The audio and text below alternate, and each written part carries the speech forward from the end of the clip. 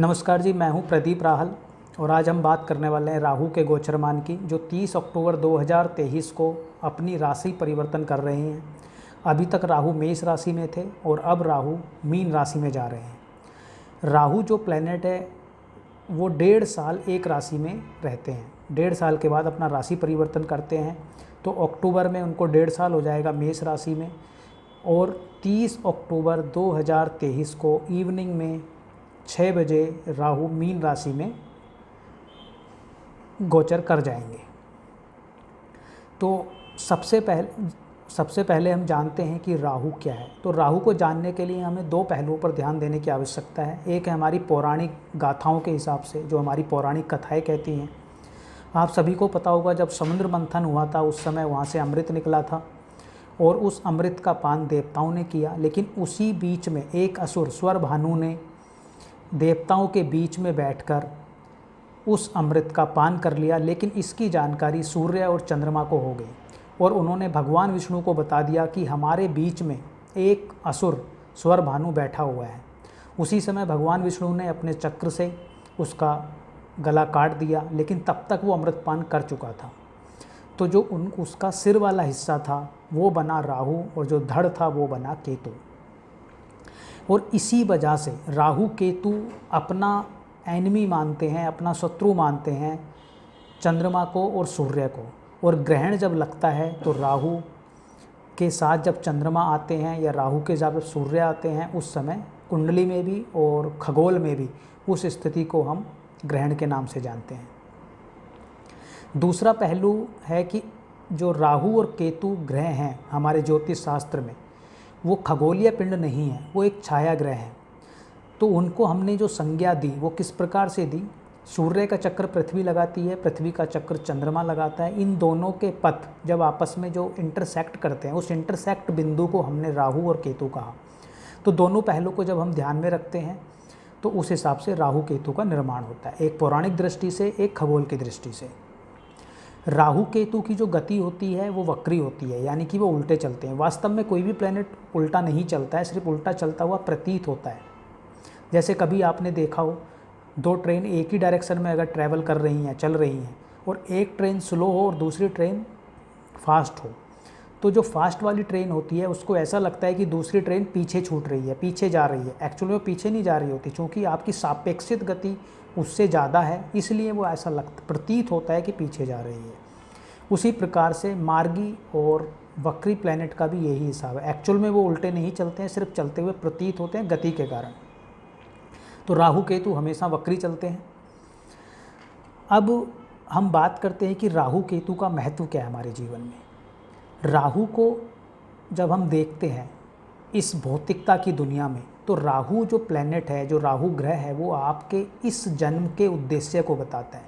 आपके इस जन्म का मिशन क्या है, मिशन ऑफ लाइफ क्या है, आप इस पृथ्वी पर इस जन्म में क्या करने आए हैं, वो राहु निर्धारित करता है। पिछले जन्म में आपने क्या किया है वो केतु बताता है। कितने पुण्य किए, कितने पाप किए, वो पता चलता है केतु की प्लेसमेंट से आपकी कुंडली में। और जो राहु की प्लेसमेंट है, जिस भी घर में राहु होगा उस घर से संबंधित जुड़ी हुई चीज़ों का आपके जीवन में मिशन बन जाएगा। जैसे अगर किसी का राहु 11th हाउस का हो तो उसकी मिशन ऑफ लाइफ क्या है? उसकी मिशन ऑफ लाइफ है पैसा कमाना, क्योंकि उसका केतु 5th हाउस में आ जाएगा। केतु 5th हाउस में आया, 5th हाउस हमारी बुद्धि का है, 5th हाउस हमारी विद्या का है। यानी कि आपने पूर्व जन्म में बहुत ज्ञान कमा लिया है, बहुत ज्ञान ले लिया है आपने। इस जन्म में आप जो करने वाले हो, आप उस ज्ञान से पैसा कमाने वाले हो, यानी कि आप हर जगह सिर्फ पैसा देखेंगे। तो चलिए अब बात करते हैं कि जो ये राशि परिवर्तन होगा वो किस प्रकार से आपके जीवन को अच्छा करने वाला है या कुछ रुकावटें आपके जीवन पर लेके आने वाला है। 12 की 12 राशियों के बारे में बात करेंगे। अब तक राहु, जैसा आपको पता है, मेष राशि में थे। अगर हम मेष राशि को देखें तो मेष राशि जो है वो अग्नि तत्व की राशि है, पहली राशि है, यानी कि पहली राशि जिसका जन्म हुआ जोडियाक में वो मेष राशि है। तो थोड़ी चाइल्डिश राशि है और मंगल की राशि है, तो प्लानिंग नहीं है, सिर्फ एक्शन है। तो राहु जब मेष राशि में जाते हैं तो वो, आप इसको इस प्रकार समझ लीजिए जैसे एक सेना नायक या एक सिपाही नंगी तलवार लेके मैदान में विचरण कर रहा है, मैदान में घूम रहा है। जो उसके सामने आएगा उसको काट देगा, उसको कोई मतलब नहीं है, कोई प्लानिंग नहीं करनी है, उसको कोई सोच विचार नहीं करना है, बस उसको युद्ध लड़ना है। तो आपने देखा भी होगा कि पिछले 1.5 साल में काफ़ी उथल पुथल रही है, खासकर उसके जीवन में ज़्यादा रही होगी जिनका प्लेसमेंट गलत जगह से हो रहा होगा, यानी कि जिनका गोचरमान गलत भाव से हो रहा होगा। गलत भाव का मतलब 6, 8, 12 से अगर हो रहा होगा। अभी जो राहु हैं वो मीन राशि में आने वाले हैं। अगर हम मीन राशि की बात करते हैं तो मीन राशि के जो स्वामी हैं गुरु हैं, यानी कि गुरु का घर है वो। दूसरा जल तत्व की राशि है। तीसरा जोडियाक की भाचक्र की सबसे अंतिम राशि है, यानी कि सबसे ज़्यादा मैच्योर राशि है। आपने देखा होगा कोई कितना भी कपटी क्यों ना हो, जब वो गुरु के घर में जाता है तो हमेशा हाथ जोड़ कर जाता है, सिर झुका कर जाता है। तो राहु भी जब मीन राशि में आएंगे तो गुरु के घर में आ रहे हैं। दूसरा मैच्योर राशि में आ रहे हैं, जल तत्व की राशि में आ रहे हैं। तो यहाँ पे राहु मैच्योर तरीके से बिहेव करने वाले हैं, पहली चीज़। दूसरा चीज़ कुछ सात्विकता के गुण लेके आने वाले हैं। तीसरी चीज़ वो प्लानिंग के साथ काम करेंगे, वो अग्नि की तरह काम नहीं करेंगे। अब वो प्लानिंग करेंगे, सोचेंगे, समझेंगे, फिर उसके बाद एक्शन में आएंगे। तो कुल मिला के राहु का ये गोचरमान मेष राशि के कंपैरिजन में फेवरेबल है। लेकिन आपके लिए कैसा रहने वाला है उसको हम डिस्कस करते हैं। तो सबसे पहले बात करते हैं मेष राशि के जातकों के लिए। मेष राशि के जातकों के लिए जो राहु का गोचरमान है वो उनके 12वें घर से होने वाला है। जैसे ही 12वें घर से गोचरमान होगा उस समय पर आपको कुछ चीज़ों के रिजल्ट अच्छे मिलेंगे, कुछ चीज़ों के रिजल्ट नकारात्मक मिलेंगे। पहली चीज़ जो आपके जीवन में होगी, पहली चीज़ होगी कि आपके खर्चे अचानक से बढ़ जाएंगे। आपके खर्चे आपकी पॉकेट मनी से, जो आपकी पॉकेट अलाउ कर रही है उससे ज़्यादा होने लगेंगे। आपकी सेविंग ड्रेन होने लगेगी। उसके साथ साथ आपकी यात्राएं बढ़ जाएंगी। उसके साथ साथ किसी कारण से आपको हॉस्पिटल के चक्कर लगाने पड़ सकते हैं। अगर आपकी कुंडली में आपकी हेल्थ डिस्टर्ब है तो आपके कारण भी हो सकता है या किसी परिवार के सदस्य के कारण भी हो सकता है। ये डिपेंड करता है कि बाकी पूरी कुंडली में बाकी प्लैनेट्स का प्लेसमेंट किस प्रकार का है। तो मोटे तौर पर अगर देखा जाए तो आपके यात्राएं होने वाली हैं, हॉस्पिटल के चक्कर लगने वाले हैं, खर्चा बढ़ने वाला है। आपकी जो डोमेस्टिक लाइफ है वहाँ पर भी थोड़ा उथल पुथल रहने वाली है, यानी कि जो आपके घर का माहौल होगा थोड़ा सा गर्म हो जाएगा, थोड़ा सा अनइवन हो जाएगा। वहाँ पे आप कंफर्टेबल फील नहीं करेंगे। आपका मन घर से भागने का करेगा। आपकी माता का स्वास्थ्य भी ऐसे में ख़राब रह सकता है। लेकिन अगर आपके शत्रु पक्ष की बात करें तो शत्रु पक्ष पर आपकी विजय हो सकती है। वो आपसे परास्त हो सकते हैं। जो अभी तक आपके ऊपर हावी थे उनके ऊपर आप हावी हो जाएंगे। तथा अगर आपका कोई पैतृक संपत्ति से जुड़ा हुआ कोई मामला था जो अभी तक सॉल्व नहीं हुआ था, या आपको कहीं से पैतृक संपत्ति मिलनी थी, ज़मीन जायदाद कुछ भी मिलना था, वो आपके फेवर में आ सकता है और वो आपको मिल सकती है। तो कुल मिला के मेष राशि के जातकों के लिए मिला जुला रहने वाला है। अगर आप कुछ चीज़ों का ध्यान रखेंगे तो ये गोचरमान आपके लिए अच्छा रह सकता है। उपाय के तौर पर अगर आप ऐसे में हनुमान जी की पूजा करते हैं तो आपको अत्यंत लाभ मिलेगा। विशेषकर अगर आप सुंदरकांड का पाठ करते हैं तो आपके लिए बहुत अच्छा रहेगा। अब बात करते हैं वृष राशि के जातकों के लिए। तो 11वें घर से होने वाला है। 11वें घर से जब इसका गोचरमान होगा तो सबसे पहले आप देखेंगे कि आपकी इनकम के स्रोत बढ़ गए हैं। आपकी इनकम जो अभी तक आप 1 रुपया कमाते थे तो वो 1.25 रुपया 1.5 रुपया होने वाला है, यानी कि अगले 1.5 साल में आपकी इनकम अच्छी होने वाली है। तो जितनी भी अपॉर्चुनिटीज़ आपके जीवन में आती हैं उनको आप यूटिलाइज़ करिए, बिना किसी सोच विचार के आप उनको ग्रैब करिए, क्योंकि अपॉर्चुनिटीज़ डेफिनेटली आपके पास आएंगी जिससे आपकी इनकम बढ़ने वाली है। इसके साथ साथ जो आपका सामाजिक जीवन है, जो आपके रिश्तेदार हैं, जो आपके फ्रेंड्स हैं, जो आपके भाई बहन हैं, उनके साथ भी आप समय बिताएंगे तथा वो आपकी लाइफ भी एक्टिव हो जाएगी। जो अभी तक एक्टिव नहीं थी वो एक्टिव हो जाएगी, यानी कि अचानक से आप सामाजिकता की तरफ बढ़ने लगेंगे और आप अच्छा समय बिताएंगे। इसके साथ साथ आपकी संतान से आपको कुछ अच्छे रिजल्ट मिल सकते हैं, वहाँ से कुछ सुखद समाचार आपको मिल सकते हैं। अगर वो एजुकेशन कर रहे हैं तो एजुकेशन बहुत अच्छी कर सकते हैं, कहीं पर उनका सिलेक्शन हो सकता है। अगर वो विवाह योग्य हैं तो उनका विवाह फिक्स हो सकता है, उसकी वजह से आपको सुखद समाचार मिल सकता है। आपको सिर्फ एक चीज़ पर ध्यान रखना होगा, वो होगा पार्टनरशिप। अगर आप किसी बिजनेस में हैं और वहाँ पर अगर आपकी पार्टनरशिप पहले से चलती हुई आ रही है तो आपको अगले 1.5 साल उस पार्टनरशिप में किसी भी वाद विवाद से बचना होगा। लेकिन अगर आप नई पार्टनरशिप के लिए सोच रहे हैं तो आपको अभी उसको पोस्टपोन करना होगा। अगर आप इस समय पे पार्टनरशिप करते हैं तो ऐसा हो सकता है कि पार्टनर आपको ठीक ना मिले और आपके पैसे का नुकसान हो जाए। इसके साथ साथ जो विवाहित पुरुष हैं या महिलाएं हैं उनको अपने पति से या पत्नी से वाद विवाद से बचना होगा, अदरवाइज़ तो वहाँ पर मन मुटाव की समस्या का आपको सामना करना पड़ सकता है। तो कुल मिला के वृषभ राशि के जातकों के लिए ये राहु का गोचरमान अच्छा रहने वाला है। सिर्फ आपको पार्टनरशिप या अपने स्पाउस के साथ सामंजस्य बढ़ाने की आवश्यकता रहेगी। आइए अब बात करते हैं मिथुन राशि के जातकों के लिए। मिथुन राशि के जातकों के लिए जो राहु का गोचरमान है वो उनके 10वें भाव से होने वाला है। और सबसे पहले रिजल्ट आपको देखने को मिलेगा कि अचानक से आप अपनी प्रोफेशनल लाइफ में एक्टिव हो जाएंगे। जो जितने अभी तक आप एक्टिव थे उससे कई गुना आप एक्टिव हो जाएंगे। और उसका रिजल्ट ये होगा कि आपकी पदोन्नति यानी कि आपका प्रमोशन होगा, आपके पैसे बढ़ेंगे और आपके अंदर एक कंपटीशन स्पिरिट आ जाएगा कि मुझे कुछ करके दिखाना है, और वो आप करेंगे। इसके साथ साथ आप अपने शत्रुओं का नाश कर पाएंगे, उनसे आप जीत पाएंगे। अगर कोई लिटिगेशन चल रहा था, आपका कोर्ट कचहरी का केस चल रहा था, तो वहाँ पर आपको जीत मिलेगी।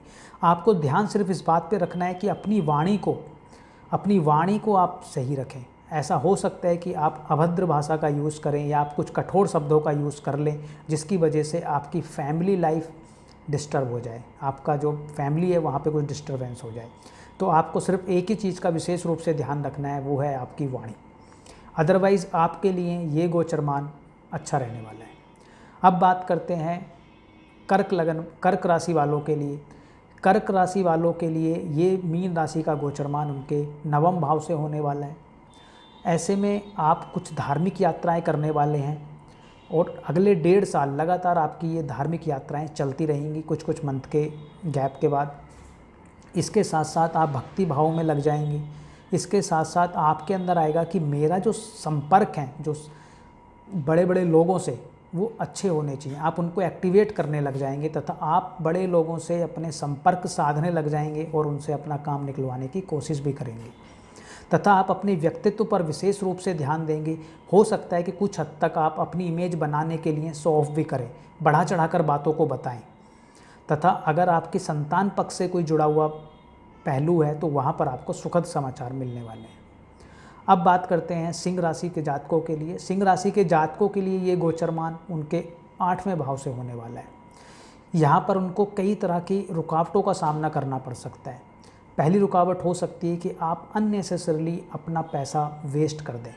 किन चीज़ों में वेस्ट कर सकते हैं? कुछ गलत माध्यमों में आप वेस्ट कर सकते हैं, जैसे बिना वजह की आप यात्राएं कर लें, कुछ नशीले पदार्थों का आप सेवन कर लें। तो ऐसे में एडिक्शन हो सकता है। जो भी आप कार्य हाथ में लेंगे उसमें आपको रुकावटें आएंगी, जिसकी झुंझलाहट से आप इन रास्तों पर जा सकते हैं। तो आपको अगले 1.5 साल संयम बनाने की आवश्यकता है। ये सिर्फ एक फेज़ होता है लाइफ का, अच्छा या बुरा। जैसे ही ये निकल जाएगा उसके बाद फिर से आपकी लाइफ ट्रैक पर होगी। तो सिंह राशि के जातकों के लिए विशेष रूप से आपको इन सब चीज़ों से बचना है तथा कोई भी ऐसे समय में कोई नया व्यवसाय आपको स्टार्ट नहीं करना है, अदरवाइज़ आपको धन हानि हो सकती है। इसके साथ साथ आप अगर अपने बड़े बुजुर्गों की सलाह लेके कोई भी कार्य करेंगे तो आपके लिए अच्छा रहेगा। लेकिन हाँ, एक चीज़ के लिए ये आपका जो गोचरमान है आपके लिए बहुत अच्छा रह सकता है। अगर आपका कोई भी ऐसा कोर्ट कचहरी का मुकदमा था या कहीं से आपको पैतृक संपत्ति मिलनी थी तो वो आपके फेवर में आएगी और वो आपको मिल जाएगी। तथा आपको अपनी ससुराल पक्ष से भी अपने संबंध ठीक करने की आवश्यकता है। वहाँ पर भी आपको ध्यान देने की आवश्यकता होगी। वहाँ पर भी आप अपने संबंध सही से बना कर रखें, अदरवाइज़ बाद में आपको पछताना पड़ सकता है। आइए अब बात करते हैं कन्या राशि के जातकों के लिए। कन्या राशि के जातकों के लिए ये जो गोचरमान है ये उनके 7वें हाउस से होने वाला है। 7वें हाउस से जैसे ही उनका ये गोचरमान होगा उस समय पर आपको कुछ विदेश यात्राएं होंगी, नंबर 1। नंबर 2, आपका जो पार्टनर है वहाँ पे आप काफ़ी ज़्यादा फोकस्ड हो जाएंगे अपने पार्टनर की तरफ और आप उनसे ये उम्मीद करेंगे कि वो आपको अधिक टाइम दें। तो ऐसे में ऐसा हो सकता है कि आप दोनों के बीच में कुछ मनमुटाव हो जाए, तो आपको वहाँ पर ध्यान देने की आवश्यकता है। इस समय पर नई साझेदारी आपको बिल्कुल नहीं करनी है। उसके अलावा ये गोचरमान आपके लिए हर रूप से बेहतर होने वाला है। आपकी इनकम बढ़ने वाली है, आपकी सोशल लाइफ एक्टिव होने वाली है, नए पार्टनरशिप के प्रपोजल आने वाले हैं। हर प्रकार से आपके लिए ये गोचरमान फेवरेबल होने वाला है। तो आइए अब बात करते हैं तुला राशि के जातकों के लिए। तुला राशि के जातकों के लिए ये पूरा गोचरमान राहु का बहुत ही अच्छा रहने वाला है, क्योंकि राहु उनके 6ठे भाव से गोचर करने वाले हैं। 6ठा भाव हमारा ऋण रोग शत्रुओं का होता है। तो ऐसे में आपके जितने भी शत्रु थे वो परास्त हो जाएंगे। अगर कोई ऋण था तो उसमें कमी आ जाएगी या वो ख़त्म हो जाएगा। इसके साथ साथ आप जो भी कार्य अपने हाथ में लेंगे उसको आप संपूर्ण कर पाएंगे और उसमें आपकी जीत हासिल होगी। यानी कि आपका जो भी कार्य आप अपने हाथ में लेंगे उसमें किसी में भी आपका सर नहीं झुकेगा। इसके साथ साथ आपकी प्रोफेशनल लाइफ चमकने वाली है, आपकी यात्राएं होने वाली हैं और यात्राओं से लाभ भी होने वाला है। इसके साथ साथ फाइनेंशियल स्टेटस में आपके सुधार आने वाला है। कुल मिला के तुला राशि के जातकों के लिए ये गोचरमान अति उत्तम रहने वाला है। जो भी वो कार्य करेंगे उसमें उनको सफलता मिलेगी, चाहे वो पर्सनल लाइफ से जुड़ा हुआ हो या वो प्रोफेशनल लाइफ से जुड़ा हो। आइए अब बात करते हैं वृश्चिक राशि के जातकों के लिए। वृश्चिक राशि के जातकों के लिए राहु का जो ये गोचरमान है ये उनके 5वें घर से होने वाला है। तो सब इसके साथ साथ वृश्चिक राशि की ये ढैया भी चल रही है। तो ऐसा हो सकता है कि आपको कुछ हद तक भ्रम रहे, कुछ हद तक कन्फ्यूज़न रहे, कुछ मामलों में आपको संतान से परेशानी का सामना करना पड़े, तथा अगर आपका कोई प्रेम संबंध है तो वहाँ पर भी आपको नकारात्मक प्रभाव देखने को मिले। हो सकता है कि आपका ब्रेकअप हो जाए। तो कुछ ऐसे अनइवन इवेंट्स आपको फेस करने पड़ सकते हैं।